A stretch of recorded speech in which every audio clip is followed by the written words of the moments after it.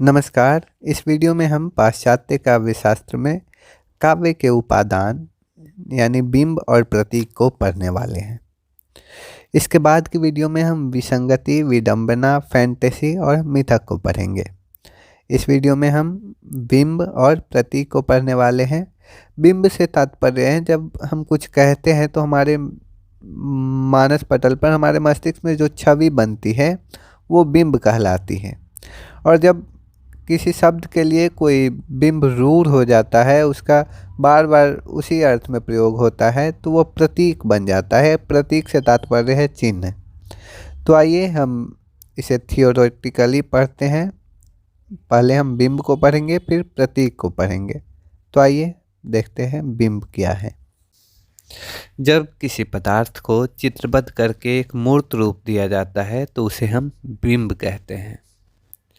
बिंब को प्रतिछाया, प्रतिकृति, प्रतिबिंब आदि नामों से भी जाना जाता है। काव्य में बिंब का मुख्य काम संप्रेषण का है, यानी काव्य में कवि अपनी भावनाओं को जब श्रोता तक पहुंचाता है तो इसके बीच में माध्यम बनता है बिंब।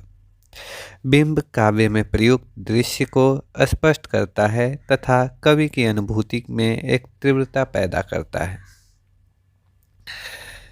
C.D. लेविस लिखते हैं कि कविता की वस्तु एवं उससे प्राप्त संवेदना से युक्त पुनः सृष्टि में उक्त दोनों तत्व आपस में मिलकर बिंब का उत्पादन करते हैं, जिसमें दोनों का औपम्य प्रत्यक्ष होता है। यानी कविता की जो वस्तु है और उससे प्राप्त जो संवेदना है, इन दोनों को मिलाकर जब हम बनाते हैं तो एक बिंब हमारे सामने निर्मित होता है। हमारे स्मृति में एक चित्र बनता है जिसमें यह उस कविता की वस्तु और उसकी संवेदना उपलब्ध रहती है।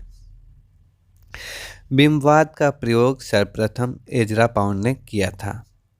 कवि T.E. हुल्म को बिंबवाद का प्रवर्तक माना जाता है। बिंबवाद उन काव्य धाराओं को सर्वोपरि स्थान देता है जो काव्य शास्त्र की रोमांटिक रूप का विरोध करती है। लेविस बिंबवाद को भाव संवलित शब्द चित्र के नाम से व्याख्या प्रदान करते हैं। सन 1913 ईस्वी में फ्लीट नाम के कवि ने पोएट्री नामक पत्रिका के भीतर बिंब के 3 सिद्धांत बताए हैं, जिसमें पहला सिद्धांत उन्होंने बताया वस्तु का प्रत्यक्ष चित्रण, दूसरा उन्होंने बताया लय युक्त संगीत के माध्यम से चित्रण, और तीसरा वे बताते हैं चित्र विधायक न होने पर शब्द का त्याग। इसी प्रकार नई समीक्षा ने बिंब को मनुष्य की संपूर्ण जटिल मानसिक प्रक्रिया के रूप में प्रस्तुत किया है। आचार्य रामचंद्र शुक्ल ने लिफ्ट नामक कवि को बिंब का प्रवर्तक माना है। हिंदी समीक्षा में बिंबवाद का सर्वप्रथम प्रयोग आचार्य रामचंद्र शुक्ल करते हैं, जो कि अपने निबंध भाव या मनोविकार में सन 1915 में करते हैं। काव्य में बिंब की चर्चा करते हुए शुक्ल जी ने रूप विधान को स्पष्ट किया है। शुक्ल जी ने रूप विधान के 3 प्रकार बताए हैं। पहला प्रत्यक्ष रूप विधान, दूसरा स्मृत रूप विधान और तीसरा कल्पित रूप विधान। वे बताते हैं कि स्मृत रूप विधान और प्रत्यक्ष रूप विधान कल्पित रूप विधान का आधार होता है। उन्होंने कल्पित रूप विधान को ही काव्य के लिए आवश्यक माना है। कल्पित रूप विधान में कल्पना के माध्यम से रूप विधान किया जाता है। प्रत्यक्ष यानी जो हमारे सामने है, स्मृत यानी जो कि हमारी स्मृतियों में है, हमारी यादों में है। तो इस प्रकार उन्होंने कल्पना को प्रमुख माना है, कल्पित रूप विधान को काव्य के लिए आवश्यक माना है। अपनी वस्तुपरकता, एकांगिकता तथा नीरसता के कारण बिंबवाद अधिक समय तक नहीं चल सका। हिंदी साहित्य में प्रयोगवादी कवियों को बिंबवाद से प्रभावित माना जाता है, जिसमें मुख्यतः अज्ञेय, शमशेर बहादुर, केदारनाथ सिंह और गिरजा कुमार माथुर प्रमुख है। केदारनाथ सिंह कहते हैं कि काव्यगत बिंब वह शब्द चित्र है जो इंद्रिय गुणों से अनिवार्य रूप से समन्वित होता है। यानी केदारनाथ सिंह बताते हैं कि काव्य में जो बिंब है वह शब्द चित्र है जो हमारे इंद्रियों के गुणों से अनिवार्य रूप से जुड़ा होता है, यानी इनके गुणों के अनुसार ही हम उस शब्द से अपने स्मृति में एक चित्र बना पाते हैं जो बिंब काव्य में उपलब्ध होता है। डॉक्टर नगेंद्र बिंब का वर्गीकरण करते हैं। उन्होंने 5 भागों में इसे बांटा है। पहला है ऐन्द्रिकता के आधार पर, दूसरा सर्जक कल्पना के आधार पर, तीसरा प्रेरक अनुभूति के आधार पर और चौथा काव्यार्थ के दृष्टि के आधार पर और पांचवा काव्य दृष्टि परक बिंब दृष्टि के आधार पर। उन्होंने ऐन्द्रिकता के आधार पर इसे 5 भागों में बांटा है। पहला जो कि हम देख पाते हैं वैसा चित्र जब बनता है तो वो दृश्य बिंब कहलाता है। फिर सुन पाते हैं वैसा स्मृति में हमारे जब चित्र बनता है तो वो श्रव्य बिंब कहलाता है। छूने की जब हम किसी को टच कर सकते हैं, छू सकते हैं, तो वो स्पर्श बिंब कहलाता है और जब हम उसे सूंघते हैं तो वो गंध बिंब कहलाता है और जब स्वाद का बात किया जाए तो वह स्वाद बिंब कहलाता है। सर्जक कल्पना के आधार पर डॉक्टर नगेंद्र इसे 2 भागों में बांटते हैं, स्मृति बिंब और कल्पित बिंब। यानी स्मृति यानी हमारे जो यादों में बिंब है वो, और जो हम कल्पना कर रहे हैं वो बिंब 2 भागों में बांटा गया। फिर प्रेरक अनुभूति के आधार पर सरल बिंब, मिश्र बिंब, जटिल बिंब और पूर्ण बिंब। उसी प्रकार काव्य के अर्थ की दृष्टि से इसे 2 भागों में बांटा गया, संश्लिष्ट अर्थ और एकल अर्थ बिंब। उसी प्रकार काव्य दृष्टि परक बिंब की दृष्टि से इसे 2 भागों में बांटा गया, जिसमें इसे वस्तु परक बिंब और स्वच्छंद बिंब में बांटा गया। तो इस प्रकार डॉक्टर नगेंद्र ने इसका वर्गीकरण किया है। डॉक्टर नगेंद्र लिखते हैं कि काव्य बिंब शब्दार्थ के माध्यम से कल्पना द्वारा निर्मित एक ऐसी मानस छवि है जिसके मूल में भाव की प्रेरणा रहती है। यानी कवि जब अपनी कविता में कोई बिंब का निर्माण करता है तो उसमें वो प्रेरणा के मूल भाव को रखता है और उसे शब्द और अर्थ के माध्यम से एक छवि निर्मित करता है। उसे यहाँ डॉक्टर नगेंद्र बता रहे हैं। इतनी थ्योरी में अगर आपको बिंब के बारे में कुछ नहीं समझ में आया तो मैं आपको साधारण शब्दों में बताऊं कि जब हम कुछ कहते हैं तो हमारे मस्तिष्क में, हमारे दिमाग में जो छवि बनती है उसी को बिंब कहा जाता है।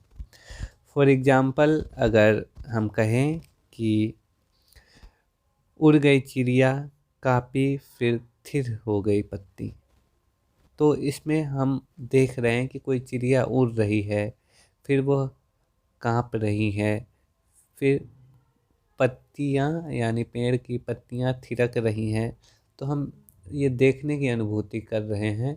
तो यहाँ दृश्य बिंब है।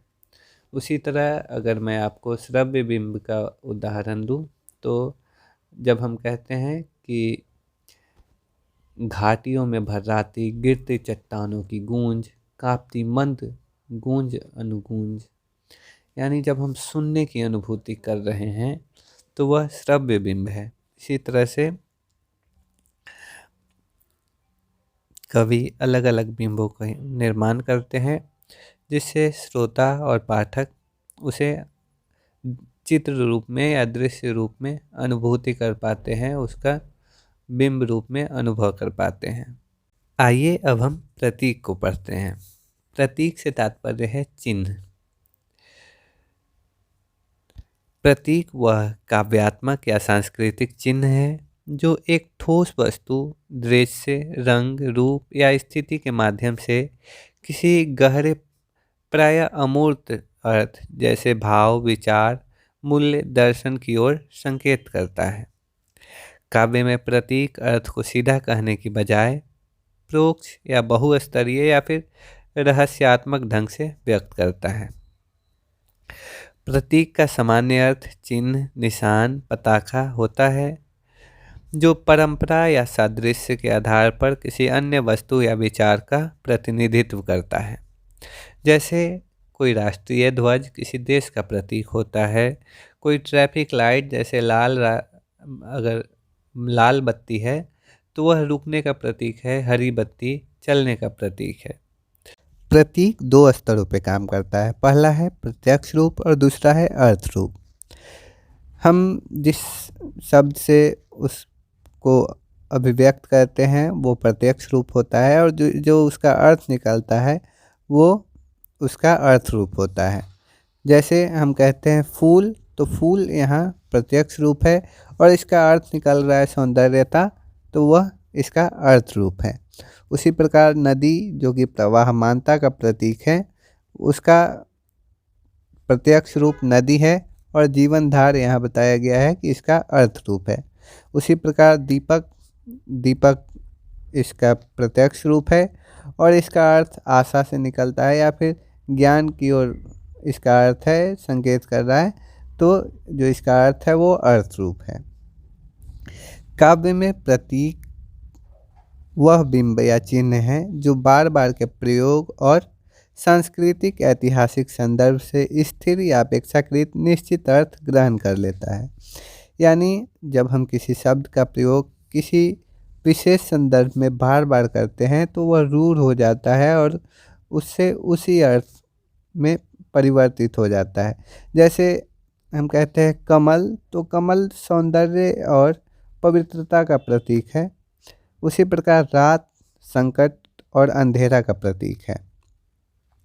तो हमेशा रात में संकट नहीं होता है, लेकिन बार बार जब इसका प्रयोग रात में डरावना की तरह किया गया तो ये संकट के प्रतीक के रूप में रूढ़ हो गया। इसका रूढ़ अर्थ संकट हो गया, लेकिन रात का अर्थ संकट नहीं है।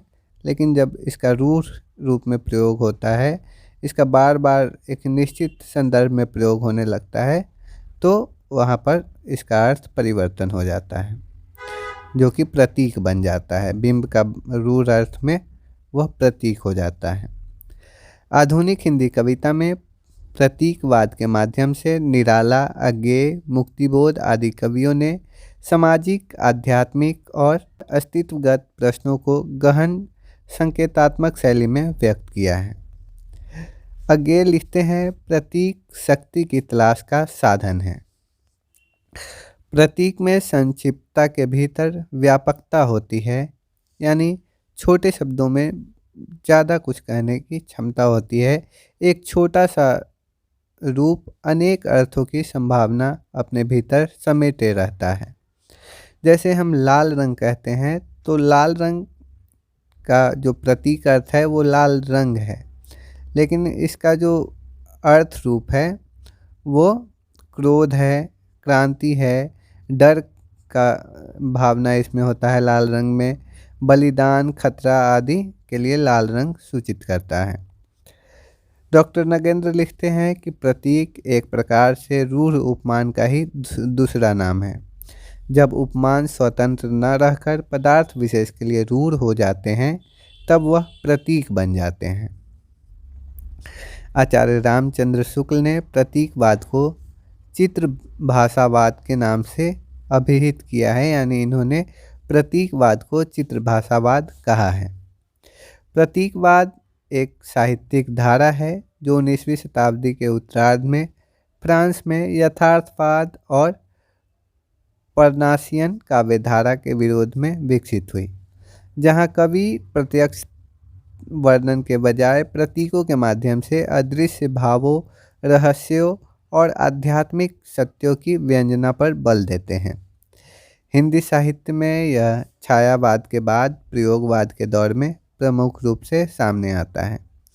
प्रतीकवाद की स्थापना सन 1885 ईस्वी में फ्रांस में हुई, जहां चार्ल्स बौडलेयर को इसका प्रवर्तक माना जाता है। हिंदी साहित्य में प्रतीकवाद की स्थापना छायावादी कवियों ने की, जिसमें जयशंकर प्रसाद कामायनी की रचना करते हैं, उसमें उन्होंने प्रतीकात्मक चित्रण किया है। प्रयोगवाद में अज्ञेय, मुक्तिबोध आदि कवियों ने इसे नया आयाम दिया। अज्ञेय के तार सप्तक और मुक्तिबोध की कविताओं में प्रतीक मनोवैज्ञानिक सामाजिक गहराई प्रदान करते हैं। चार्ल्स बौडलेयर प्रतीक को अव्यक्त भावों का माध्यम मानते हैं। अगर हम बिंब और प्रतीक में अंतर स्पष्ट करें तो बिंब संवेदना को वर्तमान में जीवित करता है, जबकि प्रतीक संकेतों को आगे की यात्रा कराता है। बिंब स्वच्छंद अनेकार्थी होते हैं, जबकि प्रतीक एकार्थी और संदर्भबद्ध होते हैं। यानी प्रतीक का एक अर्थ होता है रूढ़ हो जाता है जब बिंब, तो वह प्रतीक कहलाता है। अति प्रयोग से बिंब प्रतीक बन जाते हैं, जो कि मैंने आपको पहले ही बताया। तो इस प्रकार प्रतीक और बिंब को हमने पढ़ा। इसके बाद की वीडियो में हम विसंगति, विडंबना और मिथक और फैंटेसी को पढ़ेंगे। तो मिलते हैं अगली वीडियो में, तब तक के लिए धन्यवाद।